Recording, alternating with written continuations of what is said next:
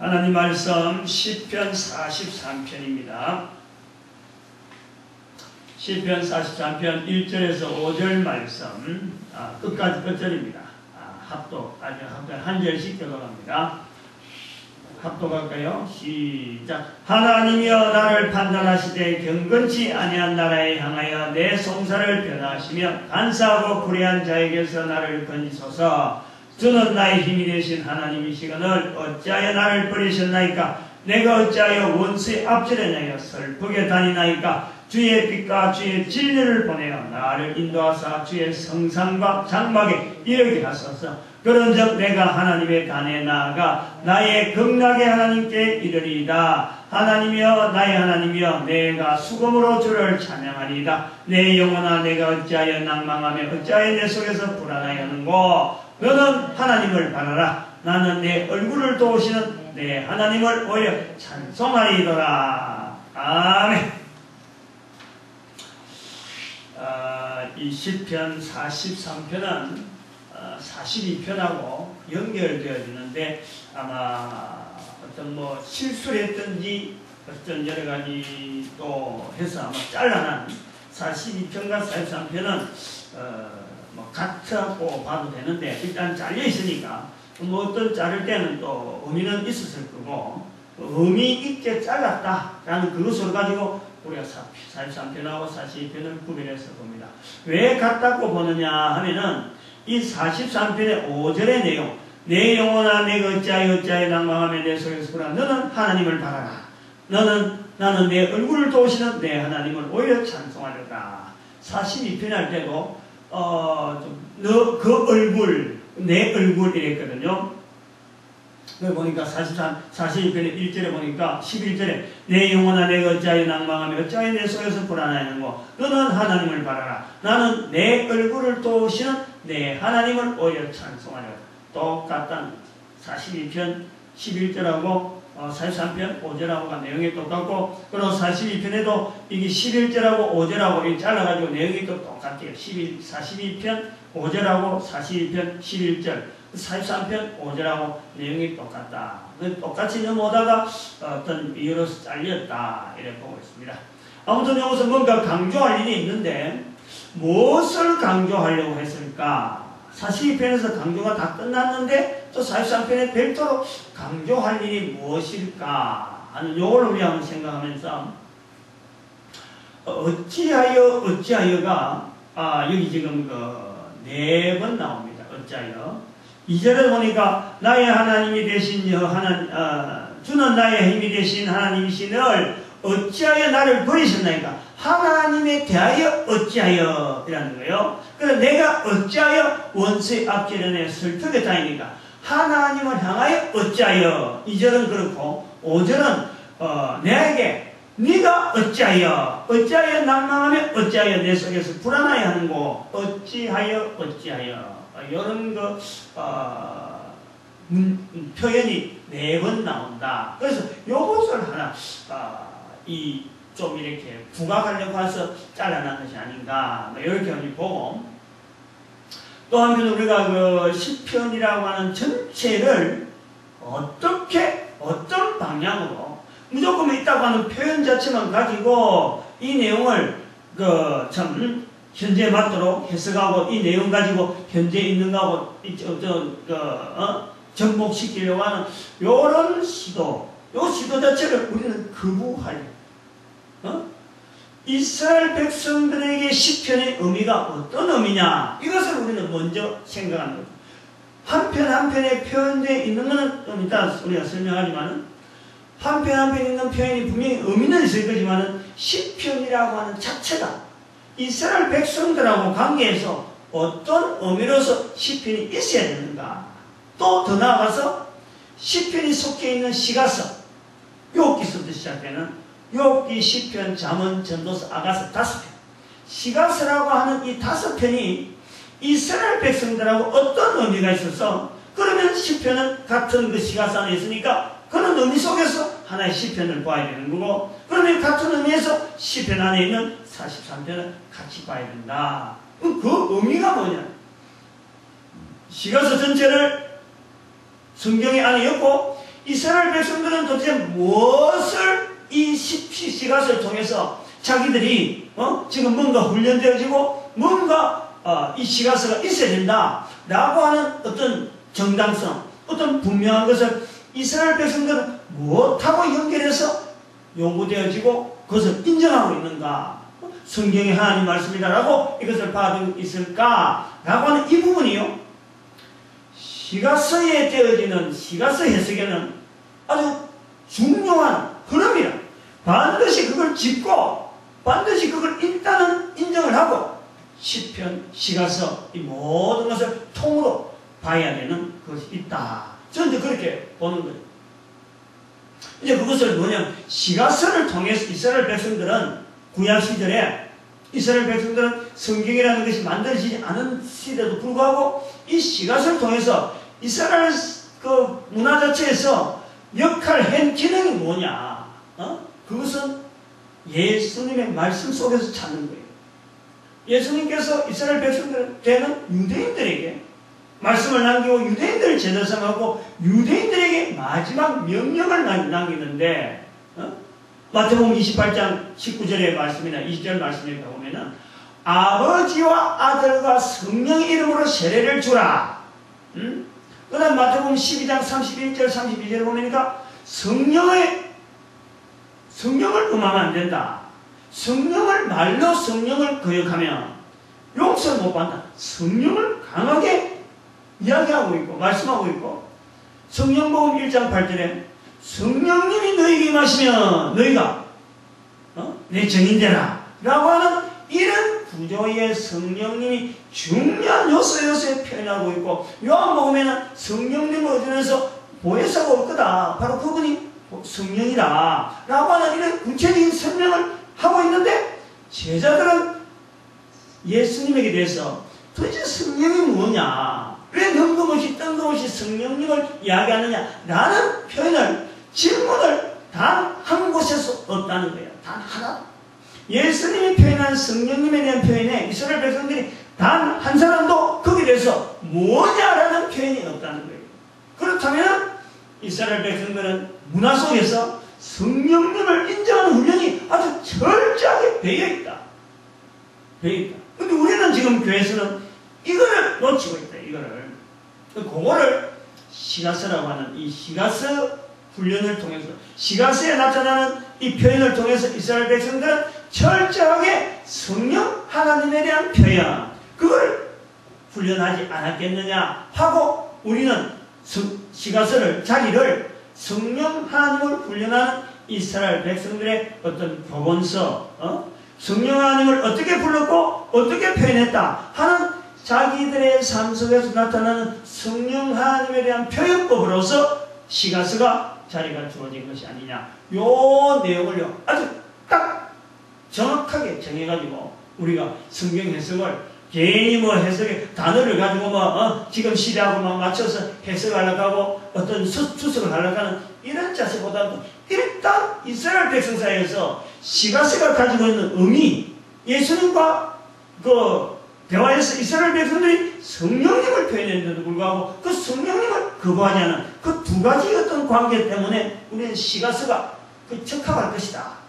그런 거예요. 그래서 시가서에 나타나는 하나님이라고 하는 표현은 우리는 그냥 막연하게 하나님 그러니까 이게 성부 하나님인지 성령 하나님인지 성자 예수님인지 이거 구분을 우리는 안 하고 그냥 단순하게 하나님 하니까 이거 하나님 부르는 것 같고 하지만 이스라엘 백성들이 시가서에서 표현한 하나님은 철저하게 성령 하나님으로 우리가 자리를 두게 하자. 이런 내용에 우리의 그 해석하고 읽는 성경을 읽는 이스라엘 백성들이 아니기 때문에 우리는 이런 자세를 통해서라도 성령님을 인정한 하나의 성경의 한 부분으로서 우리가 보려고 하는 거죠. 그래서 이 전도하는 이런 자리를 또 전도 훈련시키는 이런 기간을 오래 훈련하면서 나름대로 고민하다가 하나님 얻었다 할 수 있는 거고 이것이 나쁜 의미가 아니고 이거는 예수의 말씀에 말로 성령을 그려가면 안 된다는 아주 분명한 이 어떤 요구로 예수님 요구가 있는데 우리는 그런 요구에 우리 자신이 노력을 안 하는 거죠. 고민을 안 하는 거지. 어느 게 성령님을 거역하는 게고 어느 성령 인정하는 게 이런 내용에 대해서 우리는 고민을 안 한다. 이게 올바른 자세가 아니니까 이런 자세가 취하는 것이 차라리 우리가 예수님 말씀 앞에 더 가까이 가는 모습이 아니겠느냐. 그렇게 우리가 성경을 보는데 이제 그래 보면서 우리가 43편을 우리가 성경 전체의 구조를 늘 거기다가 맞추어 본단 말이에요. 그래 오늘 43편에 이제 우리가 볼 때 어찌하여 내 속에서 불안하냐, 어찌하여 낭망하냐, 또 하나님 앞에서는 어찌하여 나를 버리시고 어찌하여 나를 원수 앞에서 슬프게 다니게 내가 슬프게 다닙니까 하는 이런 고백을 하는 이 두 가지 유형의 어찌하여 하는 이 표현을 우리가 볼 때에 우리는 이런 내용을 한번 생각을 해봅니다. 사람들이 살아가면서 편안해 보인다고 하는 이 사람들, 어찌하여라가 한 번도 저는 고민을 하지 않을 사람, 그런 사람을 우리가 내 자신이 나도 이런 고민하지 아니하고 내 인생을 내 삶을 좀 살아가기 원한다 하는 그런 고민들이, 그런 바람들이 모든 사람에게 다 있단 말이에요.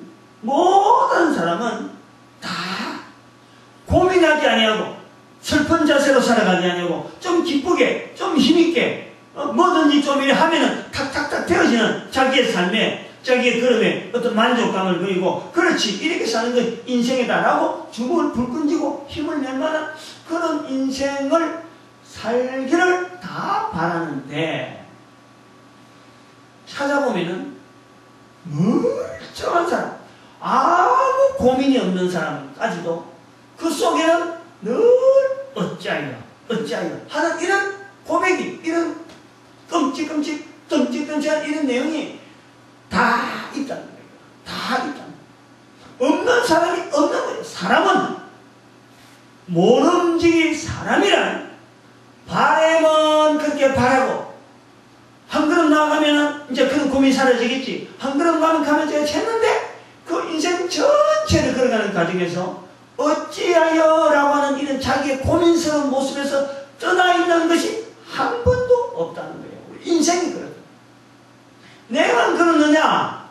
모든 사람이 다 그 과정이 있다는 거예요. 그 보기에는 그렇지 않을 사람에까지도 다 이게 있다는 거예요.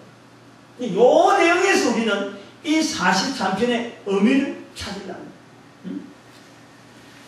아무렇지도 않는 것 같은데 그 속에서는 어찌하여라는 것이 다 있다. 그런데 이 2절과 5절의 차이가 2절에서는 하나님에 대하여 어찌하여 하는 인생의 모습이 있고 5절에서는 내 살아가는 삶 속에서 어찌하여 하는 나에 대해서 어찌하여 하는 자기 자신에 대해서 불평하고 자기 자신에 대해서 좀 실망하는 그런 표현.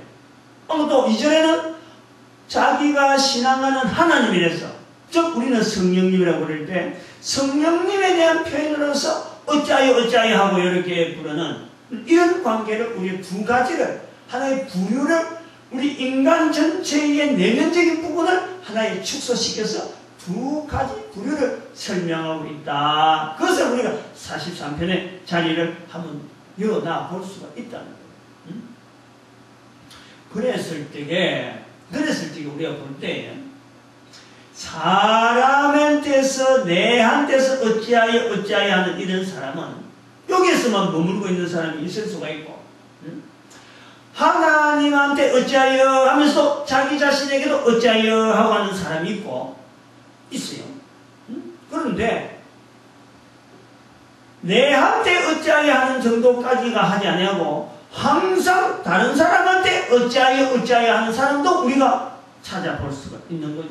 내 속에 어찌하여라는 것은 공통적으로 다 있을 수가 있는데 어떤 사람은 하나님 앞에 또 어찌하여 하는 사람도 있을 수가 있고 또 어떤 사람은 하나님 앞에 어찌하여라고 하지 않냐고 다른 사람을 향해서 네가 어찌하여 나에게 일하느냐 하는 자기와 관계성 속에 다른 사람이 잘못된 부분에 대해서 다른 사람과 관계에서 다른 사람을 공격하기 위해서 네가 어찌하여 하고 하는 다른 사람을 낮춰보는 이런 어떤 자세가 있을 수가 있겠다. 어찌하여 하는 내용에서 있을 수가 있겠다.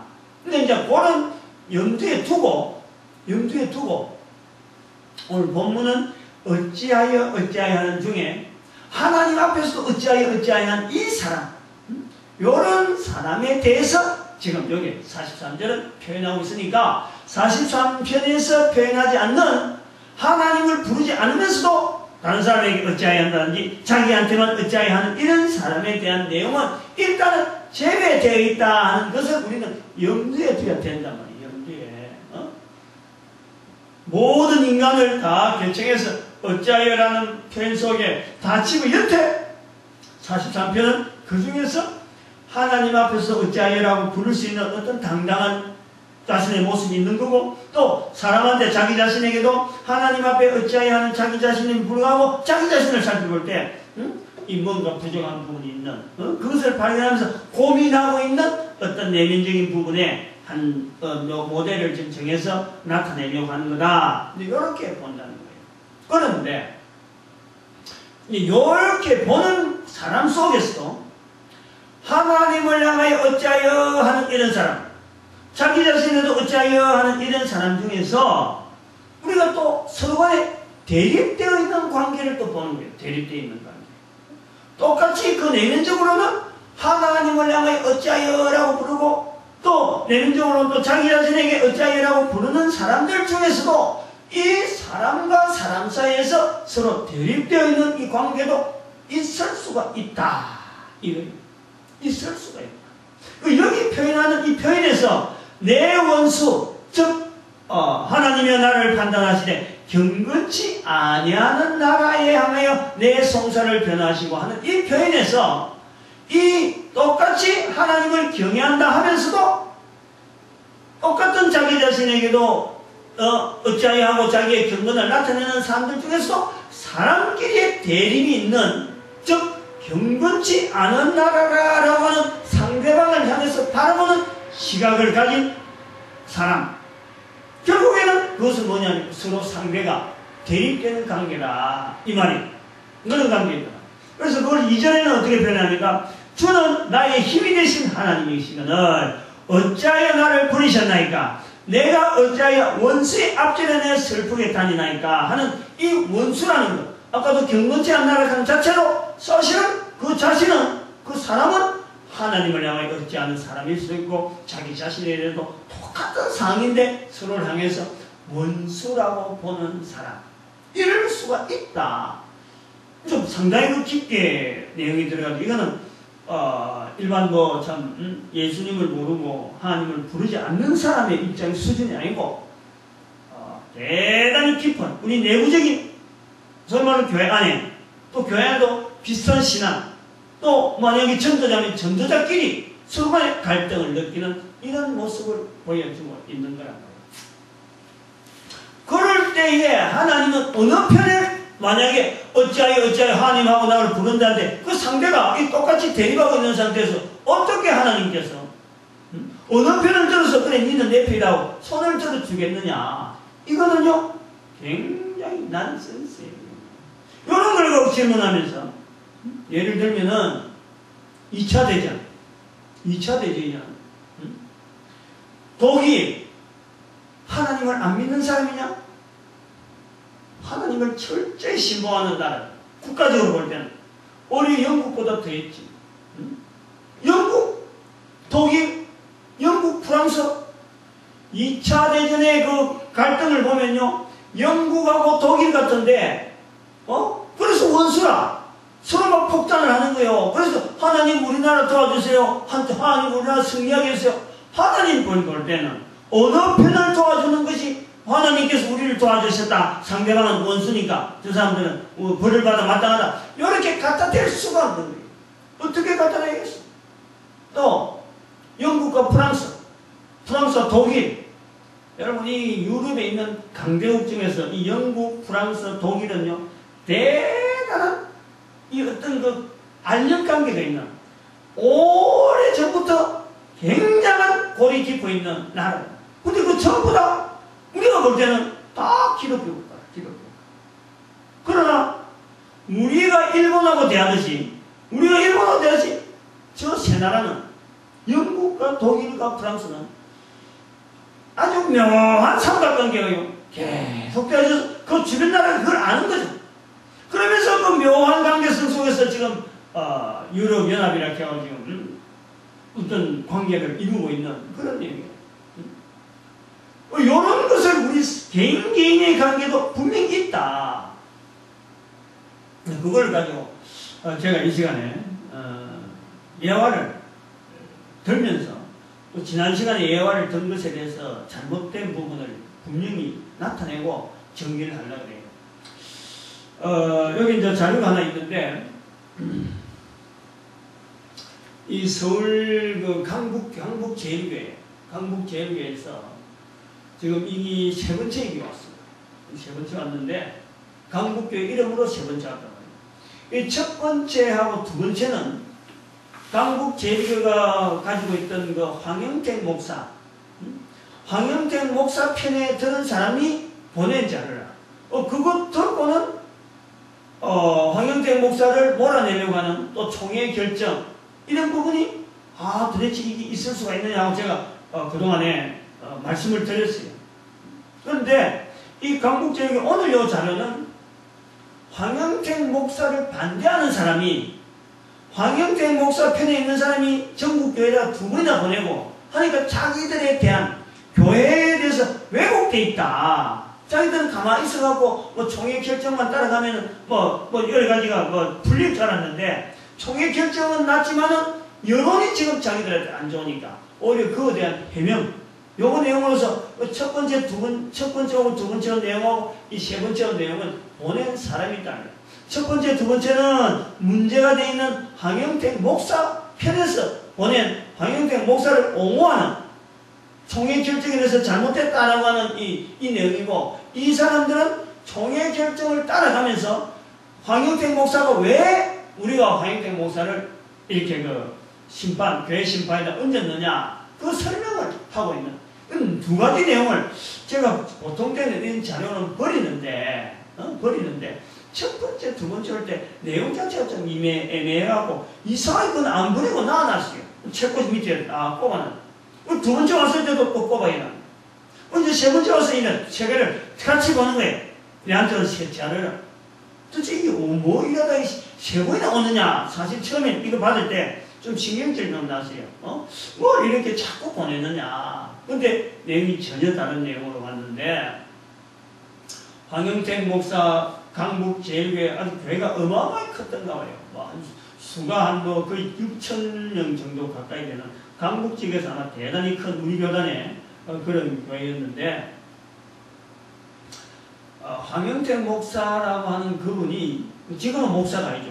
이제는 총회에서 지난번에 제가 말씀드렸잖아요. 아무리 그렇지만은 총회에서 재판이 목사직을 박탈해버리고 목사 안수를 받는데 목사직이 박탈당하고 장로를 집사로 강등시키고 이런 계급처럼 이렇게 해서 되겠느냐 성직인데 그래 이야기했는데 여기는 이제 내용은 총회가 총회 재판국이 그래 될 수밖에 없는 어떤 원천무효적인 요소가 있다. 그것이 다른 사람들 앞에는 그것이 없는 듯이 포장돼가지고 그것이 미화돼서 그냥 알려져서 그렇지 그 부분이 있어서 총회에서 재판을 했다 하는 설명을 이렇게 해놨어요. 그리고 보니까 강북제일교회 황영택 목사가 아주 교회 목사로서 있으면서 해야 될 자오천 당회장으로서 또 큰 교회 목사라는 거 하고 그 다음에 한국에 대한 우리 국가의 시민권 우리 국가의 주민등록증도 없이 미국의 시민권을 여전히 가지고 언제라도 떠날 준비를 하고 있는 그런 자세로 목회를 하면서 당회장 운영해 그것은 이 총회법에 우리 교단법에 완전히 위배되니까 그런 것을 이제 낱낱이 파헤쳐 놨는데 이 황영택 목사가 한일 물론 이거는 황영택 목사를 반대하려는 사람의 입장에서 쓴 글이라서 나온지 모르지만은 한마디로 큰 교회 안에 성도들을 붙잡고 완전히 자기 왕국처럼 생활하는 그 모습이 그려져 있는 거예요. 아주 대단해요. 이단 사이비 딴 게 아니에요. 멀쩡한 교회 모습 성도로 앞에서 우리 교단 목사를 하는 그거 하나 딱 접고 쏘고는 그 속에서 완전히 왕국처럼 왕으로 군주처럼 한 거예요. 돈 그 교회 돈 쉽게 쏘고 말이지. 어디 출장 간다, 어디 집회 간다, 걔하고는 안 가고 딴 데 가서 놀고 오고 말이에요. 그런 내용들이 이제 짙어지다 보니까 성도들이 이 목회자에 대한 어떤, 비록 좀 실수가 있더라도, 예를 들면 아까 목사직 자체가 좀 그렇게 어정쩡한 게 있더라도, 이 목사가 그런 부분에 안 하고 충실하게 교회 행정이나 이런 부분에 최선을 다했더라면 이 성도들이 그렇게 했겠느냐. 이렇게 잘못된 행실 때문에 도저히 덮어둘 수 없어갖고 이걸 총회헌법에다 올렸다. 라고 하는 어떤 부분에 좀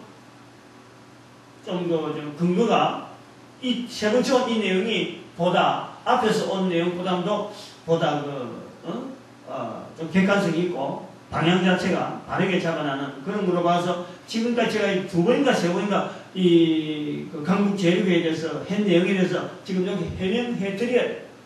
이 내용하고 앞으로 설교할 때 어떤 설교 링크 시킬 때 그쪽에 나왔던 설교 이미 했기 때문에 그렇기 때문에 오늘 이 부분에 해명되어지는 이 내용을 이야기하는 거예요. 자, 이 내용이 같은 교회에서 아까 제가 영국, 미국, 영국, 독일, 프랑스 이 세 나라 같은 기독교 국가라고 하는데 하나님께서 볼 때 어느 나라를 이렇게 네가 그렇다, 내가 그렇다 라고 하고 이 관계를 맺어가는 이걸 할 거냐. 마찬가지 여기 지금 강북제일교회 한쪽에서는 우리가 옳다, 한쪽에 우리가 옳다.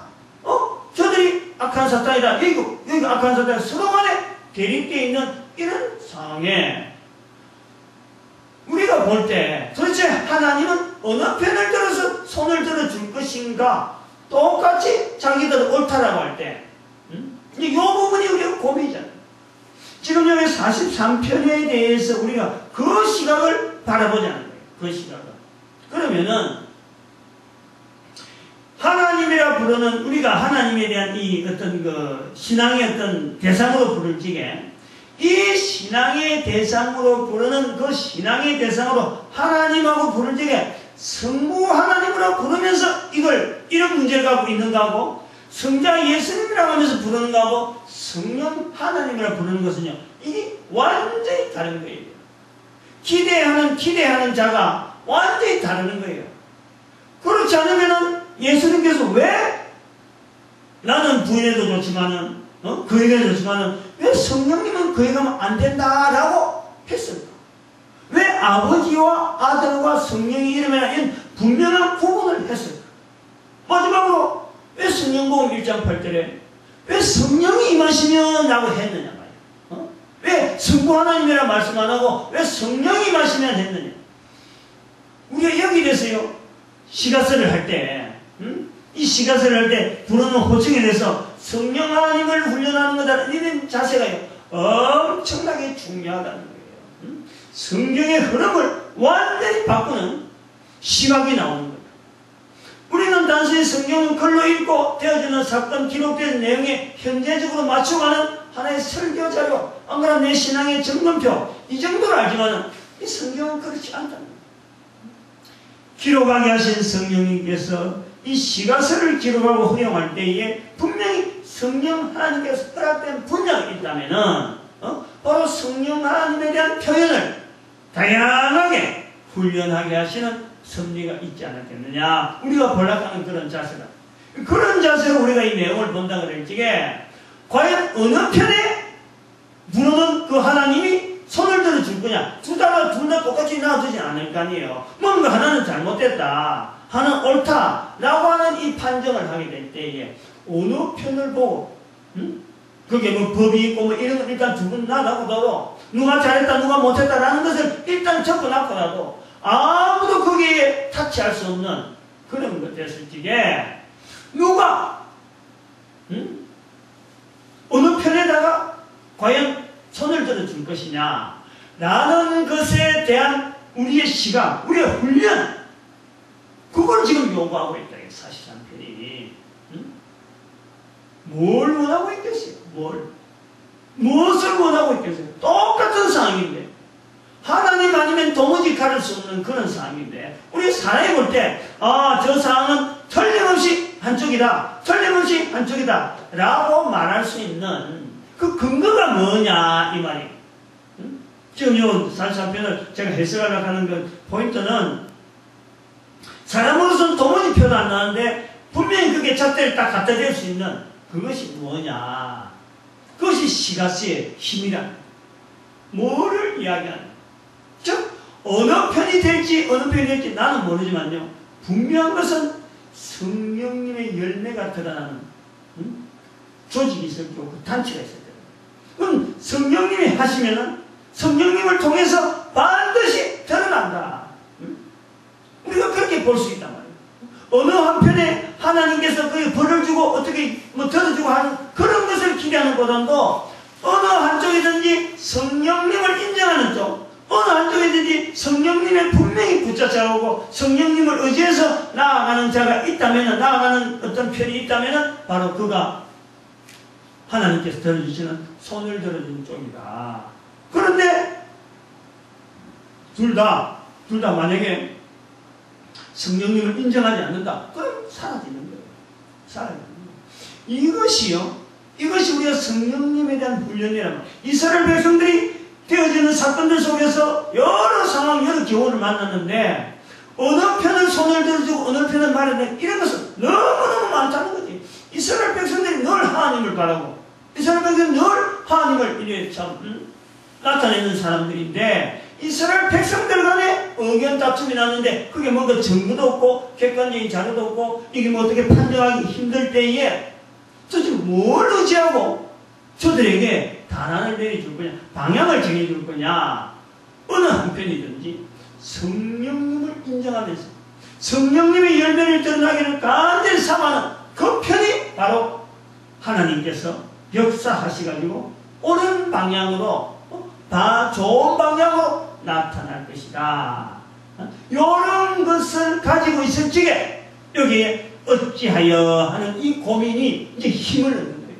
하나님을 향하여 어찌하여 나를, 성령님을 향하여 어찌하여 나를, 어찌하여, 이런 고민이 올바르게 되어 있는 그 속에 둘 다 외치기는 외친다 하지만 누군가는 올바르게 외친 적이, 보다 더 성령님을 향하여 더 간절히 바라고 더 분명하게 그 가까운 그쪽이 성령님은 분명히 역사하실 것이다. 이렇게 보는 시각이 이스라엘 백성들이 사회 현상이 일어나는 여러 내용을 판단하는 잣대란 잣대.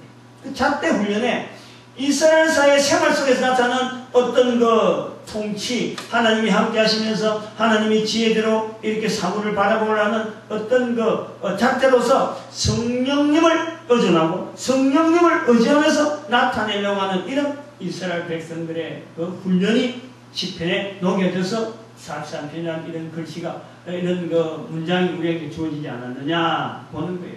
이제 요걸 우리가 봐가지고 신약에 어떻게 비슷한 예가 나오는 게 있잖아요. 산헤드린 공의에서 가말리엘이 예수님의 12제자들이 막 그래 할 적에 12제자들 다른 사람들 막 혼을 연락하는데 가말리엘이 나와가지고 예를 들잖아요.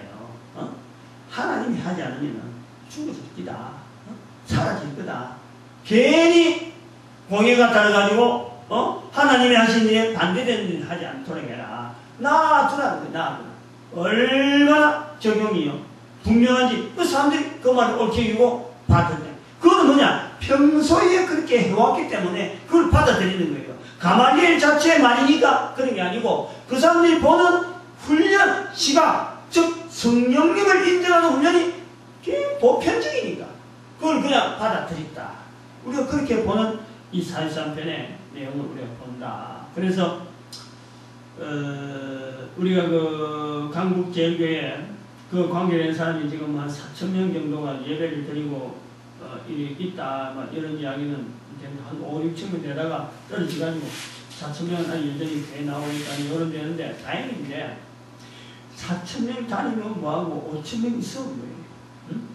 밖에서, 교회 밖에 있는 사람하고 교회 안에 있는, 교회 다니다가 교회 밖으로 이제 밀려 나온 사람하고 교회 안에 있는 사람하고 이 차이를 볼 때 우리나라 사람 같은 경우는 이런 그 성령님을 인정하는 훈련이 되어 있겠느냐? 참 아찔한 거죠. 아찔한 거죠. 교회 다니다 가고 큰 교회 다닌다 해도 앞에서 목사가 외치면은 그대로 끄뻑끄뻑 주고 가다가 결국에 이제는 뭐 터지는 거죠. 그럼 왜 처음부터 그런 그 시각을 왜 못 가지고 5,000명이나 있으면서 6,000명이 있다면서도 왜 한 사람의 그 자세가 잘못된지 잘했는지 왜 모르냐? 그 교회 안에 그 꾸며난 시설 보니까 목사님들이 있는 집례실 가보니까 집무실 가보니까 이거는 뭐 어디 뭐 호텔 뭐 김일성의 아방궁도 아니고 말이죠. 저 돌침대가 인용이 2개나 있대. 교회 안에 집무실. 그럼 뭐로 필요해 침대가 인용이. 네. 그런 식으로 꾸미고 지내고 있다. 도대체 그런 거 진행이 될 때 왜 성령님에 의한 어떤 그 분명한 잣대를 가지고 이건 아니다라는 브레이크를 왜 못 거냔 말이에요. 왜? 왜 성도들이 그런 시각으로 안 가 있나? 그러니까 그거는 말이죠.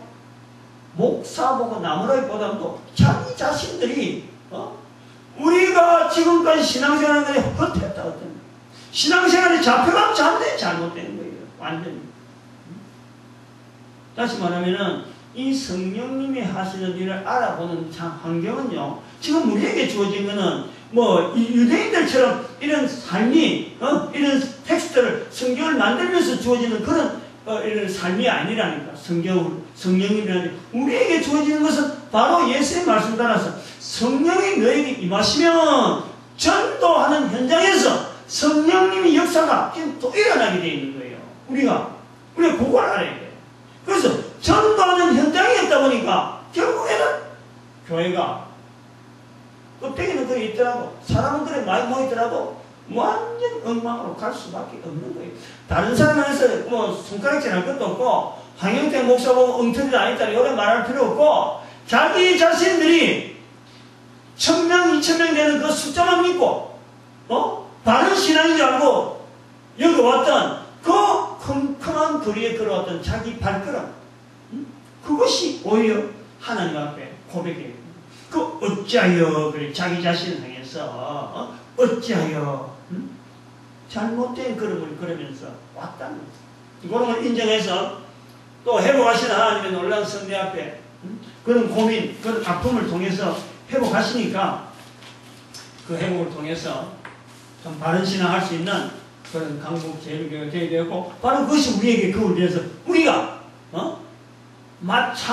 하마터면 그런 걸음을 걸을 수밖에 없는 우리가 다행히 전도 현장을 걷게 된다는 이것 자체로 우리는요 적어도 바른 걸음을 향해서 한 발은 내딛었다. 이거는 분명히 인식하면서 힘차게 방향을 딱 정하고 성령님이 함께 하시는 이스라엘 백성들에게 성령님을 훈련하시던 그 성령님은 오늘 우리에게 전도 현장을 통해서 성령님 인정하는 훈련을 하게 하신다라는 것에 대한 분명한 방향을 걸고 끝까지 나아갈 수 있는 이것을 향해서요 항상 상호하면서 어느 인간이든 다 어찌하여 다 있지. 그러나 성령님이 함께하는 그 자리가 깊어지면 깊어질수록 우리는 언젠가는요 어찌하여라는 것이 하나도 없고 베드로에게 나타나서 예수님 말씀할 대로 나이가 들면은 다른 사람이 인도한 대로 그냥 설설 가면서 나는 어찌하여라는 것이 없어요. 다른 사람이 나를 끌고 왔는데 알고 보면 성령님이 인도한 쪽으로 내 삶이 인도되어지는 아주 뭐 날개 아닌 날개가 내 몸에 있는 듯이 그냥 설설설 날아가는 그런 느낌. 결코 그때는요 성령님에 대해서 어찌하여 하는 것이 내 자신에도 하지 아니하고 하나님에 대해서 하지 않는 그런요 경지가 있다. 분명히 약속들이 있어요. 그것이 그러다가 우리는 영원한 천국에 연결되어질 수 있는 그날이 또한 있다. 이 땅에 있으면서 그런 어찌하여 하는 그런 소리 안 해도 얼마나 살 수 있나 그런 삶이 기다리고 있다. 해보면 돼요. 가능해요. 이런 삶을 누리는 참 우리 이 방송을 듣는 자들과 모든 자들이 되어지길 간절히 바랍니다. 기도드립니다.